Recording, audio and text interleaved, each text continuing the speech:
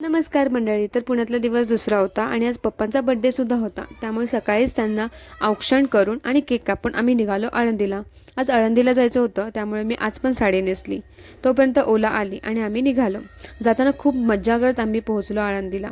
याचा पूर्ण व्लॉग ना मी यूट्यूब चॅनलवर टाकणारच आहे, तर तो नक्की बघा. टाकायच्या अगोदर मी ते स्टोरीला अपलोड करेनच, तर बघायला विसरू नका आणि सबस्क्राईब पण करायला विसरू नका. तर आम्ही आळंदीला पोचलो. तिथे छोटी छोटी खूप सारी दुकानं होती, पण आधी आम्ही दर्शनासाठी आतमध्ये गेलो.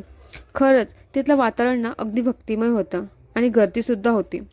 तिथल्या आजानबाग इथे संत ज्ञानेश्वरांनी समाधी घेतली होती आणि तिथे भिंतीवर पूर्ण ज्ञानेश्वरी लिहिली होती. त्यानंतर तिथून आम्ही इंद्रायणी घाटावर आलो. तिथे पाण्यामध्ये दिवा सोडला, थोडे पिक्स घेतले आणि पहिलं पेटपूजा केली. त्यानंतर लगेच तिथून निघालो, कारण आम्ही मूवी प्लॅन केला होता, क्रांतिज्योती महाविद्यालय मराठी मूवी. पण अर्धा तास आधीच पोहोचलो, त्यामुळे मस्त असे अतरंगी पिक्स काढले. आणि हो, हा मूवी खरंच खूप छान आहे. प्रत्येक मराठी माणसाने हा सिनेमा आवर्जून पाहिला पाहिजे. मम्मी पप्पांनी तर 25 ते 30 वर्षानंतर थिएटरला मूवी पाहिला होता.